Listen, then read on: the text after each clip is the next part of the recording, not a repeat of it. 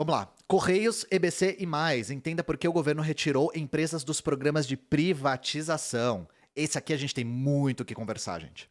Determinação havia sido feita por Lula e foi oficializada no DOU, Diário Oficial da União. Lista também inclui empresas como Dataprev, Telebrás e Serpro.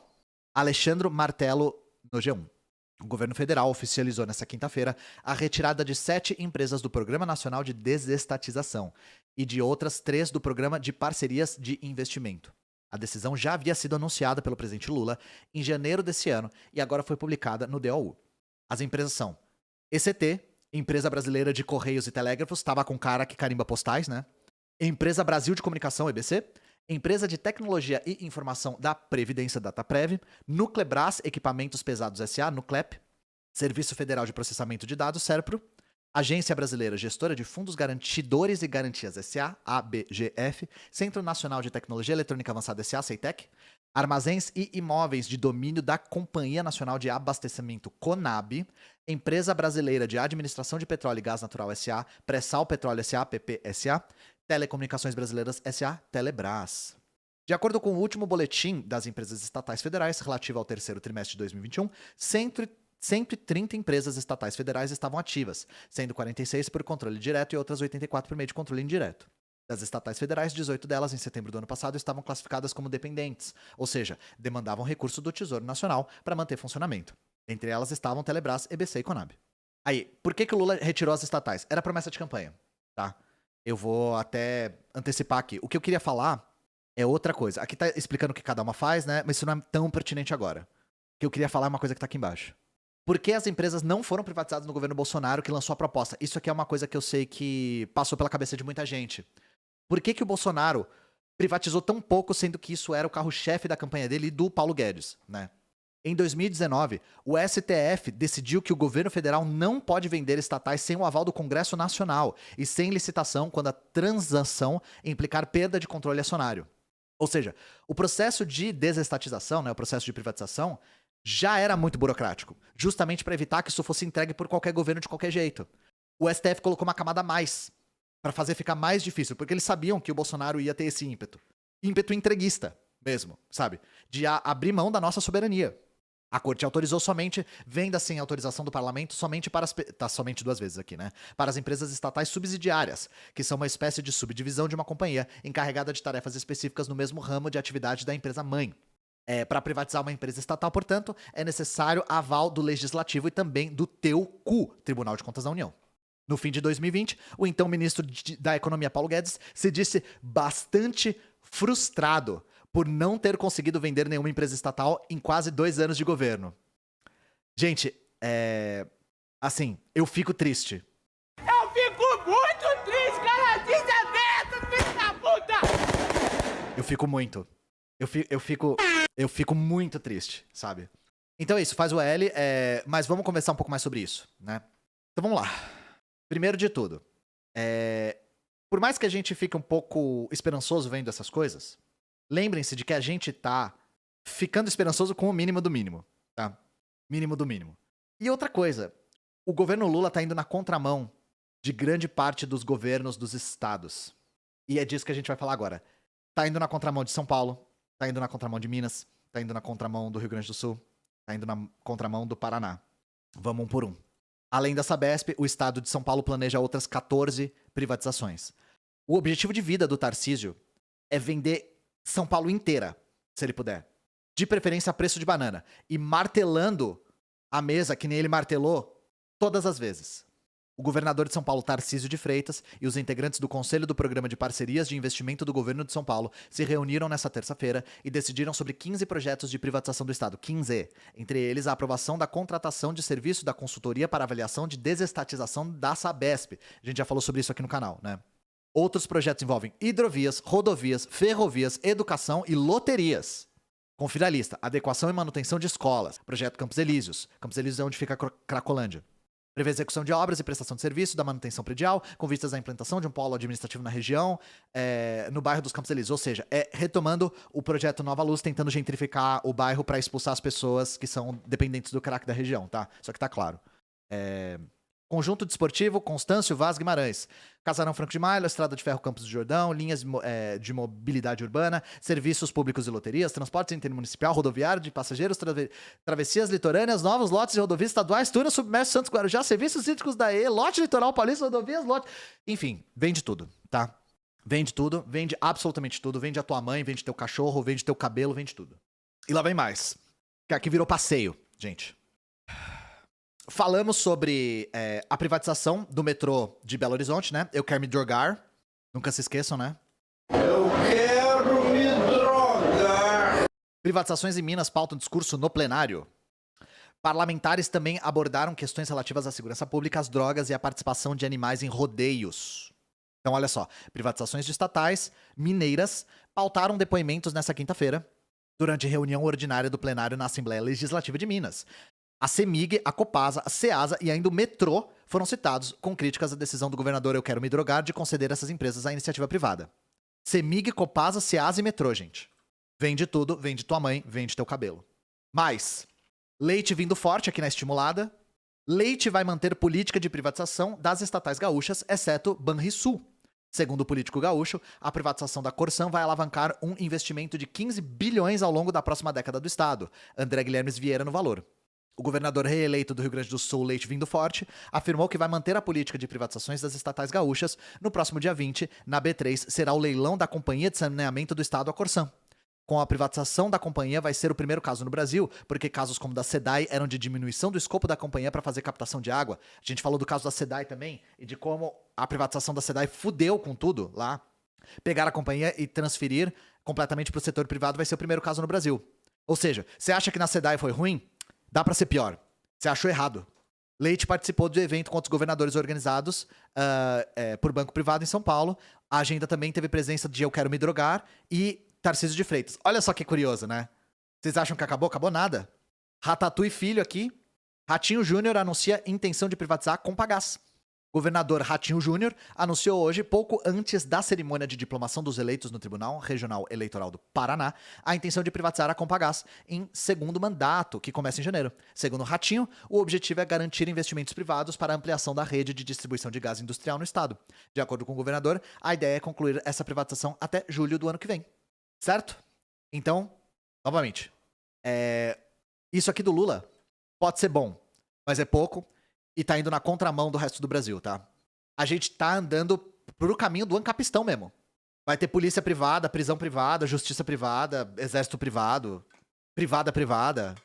Só que aí, gente, vocês já pararam pra pensar o que a população acha sobre? O que a população acha sobre isso? O que o povo acha sobre privatizações?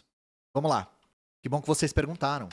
45% dos brasileiros são contra privatizações, diz Datafolha. Percentual dos que são a favor subiu para 38%. Taxa estava só em 26% na última pesquisa feita em setembro de 2022. O levantamento do Datafolha verificou que 38% dos brasileiros apoiam privatização de estatais, enquanto 45% são contra. A taxa de aprovação é a maior já verificada pela empresa de pesquisa desde 2017. Em setembro de 2022, 26% dos entrevistados se disseram a favor de privatizações. Gente, olha essa série histórica. 2017, contra. 70% limpo era contra. 70% limpo, higienizado e esterilizado era contra. Caiu aqui, ó, para 45%. O que vocês acham que aconteceu? Vamos continuar lendo que eu já comento. Pesquisa Datafolha ouviu 2.028 pessoas a partir de 16 anos em 126 municípios, etc. Aqui tem umas estatísticas, não é o que eu queria mostrar. Aqui, ó, isso aqui é interessante. O apoio à privatização é menor em empresas como a Petrobras. 37% a favor, 53% contra. E bancos públicos como o Banco do Brasil e Caixa Econômica. No caso dos Correios, há um empate. Ou seja, primeiro, esse número frio aqui não quer dizer tanta coisa. Ainda a maior parte dos brasileiros é contra e depende da estatal. Tem estatais que apresentam mais resistência. Então, a primeira coisa que isso aqui evidencia. Por mais que tenha despencado, 45% ainda é a maioria da população. Gente, o tempo todo nós marxistas falamos sobre ditadura da burguesia. É assim que a gente define a democracia liberal. Isso aqui é uma prova viva e estatística e material de que a gente vive em uma ditadura da burguesia. Nós acabamos de ver uma pancada de projetos privatistas, sendo que a maior parte da população, caso consultada, seria contra as privatizações. A opinião da população não importa. Gente, em 2017 era 70%. 70%. E, novamente, depende da estatal. No caso da Petrobras, talvez por conta de um histórico do Getúlio Vargas e do patrimônio nacional, a Petrobras apresenta mais resistência. Precisou de um governo autoritário como o do Temer e do Bolsonaro para conseguir avançar a privatização da Petrobras à força. E, gente, uma das coisas que o Mark Fisher fala no Realismo Capitalista é: o neoliberalismo ele não consegue se configurar como um fenômeno de massas. O neoliberalismo ele não movimenta as massas. Ele não se torna um grande movimento coeso e robusto. Então, o sentimento de realismo capitalista que ele descreve no livro não é um sentimento de defesa desse capitalismo, mas é um sentimento de apatia a respeito desse capitalismo. Só que a questão é, olha o que aconteceu. De 70 foi para 45. Por mais que as privatizações não movimentem as massas e não configurem um movimento de massas, lembrando que o que fez o Bolsonaro ser eleito não foi isso. O que fez o Bolsonaro ser eleito foram as pautas morais, foi outra coisa. Foi a campanha de desinformação a respeito do PT. A burguesia domina os aparatos de dominação ideológica. E eles estão tentando muito transformar de verdade o neoliberalismo num movimento de massas. Transformar o neoliberalismo e as privatizações em algo que movimenta as massas. Por isso que no Brasil contemporâneo houve essa fusão entre políticas neoliberais e o fascismo. Porque o fascismo sim consegue movimentar massas, consegue se transformar num movimento de massas. Essa fusão foi muito pertinente para a burguesia tocar o seu projeto. Se vocês forem verificar como o Bolsonaro se referia às estatais no passado, antes dele se candidatar à presidência da República, ele era a favor da manutenção das estatais, porque ele ainda tinha uma visão nacional desenvolvimentista da época da ditadura. Só que isso deu um 180 porque o Bolsonaro é marionete da burguesia. O fascismo do Bolsonaro foi instrumentalizado pela burguesia. E por que caiu tanto? Gente, eu vejo isso aqui como um fenômeno que começa mais ou menos na Lava Jato. A Lava Jato ela foi bastante responsável por demonizar as estatais e enviesar a opinião pública para serem a favor de privatizações. Lembrando que a Lava Jato não foi só uma investigação, foi um espetáculo. Foi um grande circo, um grande teatro. Cara, a mídia falava das fases da Lava Jato como se fosse a coisa mais importante do planeta. O Moro foi elevado a status de herói. Ele aparecia de capa, super Moro, sabe? Então esse é o primeiro passo.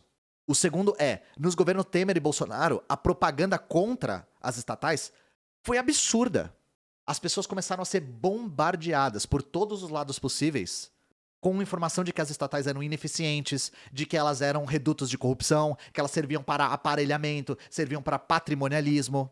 E isso foi enviesando a opinião pública. Gente, a opinião pública não é um fato em si. Pegar o dado frio não é analisar nada, não é dizer nada. Essas opiniões, elas conseguem ser enviesadas, elas conseguem ser empurradas, manipuladas, controladas. A própria opinião favorável dos brasileiros acerca das estatais tem a ver com o histórico do Brasil, da época do nacional desenvolvimentismo. Seja do Getúlio Vargas, seja da ditadura, a retórica da ditadura, né? Seja também do trauma dos governos Collor e Fernando Henrique. E Itamar, nunca se esqueçam. Então isso tudo tem uma carga histórica. E, gente, se vocês duvidam de mim a respeito de como a mídia é capaz de controlar essa narrativa e é capaz de empurrar o viés das pessoas pro lado que ela quer, a gente leu aqui no Poder 360, né? 45% dos brasileiros são contra privatizações. Deem uma olhada de como a Folha noticiou a mesma coisa. Olha como a mesmíssima notícia apareceu na Folha. Apoio à privatização dá salto e chega a 38% da população. Fernando Canzian na Folha. Ora, gente, jornais, em tese, deveriam ser a respeito do interesse público. Vocês acham que a maneira de noticiar dessa forma é representar o interesse público?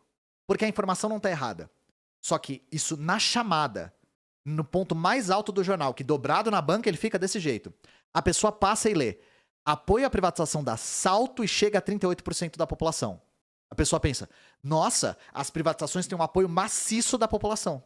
A Folha noticiando o aumento estimula o aumento. Exato, deu salto, mas continua minoritária. O apoio dos brasileiros às privatizações de empresas e serviços públicos deu um salto nos últimos 6 meses. E a maioria da população avalia positivamente a qualidade do atendimento e dos produtos entregues pela iniciativa privada na comparação com os fornecidos pelo Estado. Aqui, novamente, gente, eu nem tinha comentado isso. Quem diria que quando você sucateia um serviço público, ele fica sucateado, não é mesmo? Isso é uma outra coisa que eu esqueci de falar. Não é só propaganda. Sucatear o serviço público é uma estratégia para privatizá-lo. A gente falou isso, inclusive, a respeito da reforma do ensino médio. Bicho, a maneira como o novo ensino médio destruiu o ensino público, com certeza vai enviesar a opinião pública a respeito do ensino privado. Mais e mais e mais e mais. A adesão da população à continuidade da venda de ativos estatais é maior nos setores em que já houve privatizações e concessões, como em rodovia, saneamento, aeroportos e energia elétrica. Mas apesar de considerarem melhores os produtos e serviços privados, os brasileiros os acham mais caros. Segundo o Datafolha, 38% dos brasileiros apoiam privatizações, ante 45% que se dizem contrários, também conhecido como maioria. Maioria é contrária, tá? A taxa de aprovação é a maior da série do Datafolha, pelo menos desde 2017, quando apenas 20% eram favoráveis ao tema. No geral, homens apoiam mais 46% do que as mulheres 30%. Nossa, é bem mais. Novamente, apenas 20% eram favoráveis, também conhecido como 70%, é esse o dado, tá, gente? Eu não tô errando a conta. 70% eram contrários. O número 70% eram contrários é muito mais forte. E eles deliberadamente escolheram não falar. Que jornal é esse? Folha. Eu tô evidenciando o que eu tô falando aqui com uma matéria que saiu agora sobre isso. Aqui, ó, segundo o Datafolha, 70% dos apoiadores do PL são favoráveis à privatização. Entre os simpatizantes do PT, 28%. Aí aqui tá falando as mesmas coisas. Enfim, né, gente? Tá bem claro qual que é a questão aqui. Sobre privatizações era isso. Nós temos um cenário do Lula tentando reverter o Plano Nacional de Desestatização dentro do possível. Os estados estão indo na contramão, a população é contrária e foda-se, porque a gente vive numa ditadura da burguesia. Simpatizante do PL é foda, né? Deve ser uma... Cara, é que eu não vi estatística, né? Não vou dar pitaco. Eu tenho a ilusão, impressão, de que é pouca gente que veste a camisa do PL, sabe? O Bolsonaro usa partidos de aluguel desde sempre. Ele era do PP, mudou pro PSL, mudou pro PL, ele vai pro partido que precisar. A chamada poderia ser, apesar da campanha da mídia liberal a favor de privatizações, apenas 38% são a favor. Não seria mentira. A chamada tá diferente no link, deixa eu ver aqui. A chamada no link tá 38% dos brasileiros são a favor de privatização no Poder 360. Não sei se eles mudaram, eu não sei se é só o link que tá diferente. Como podemos lutar contra isso? Organização da nossa classe. Povo na rua. É povo na rua, gente. É organização da classe e povo na rua.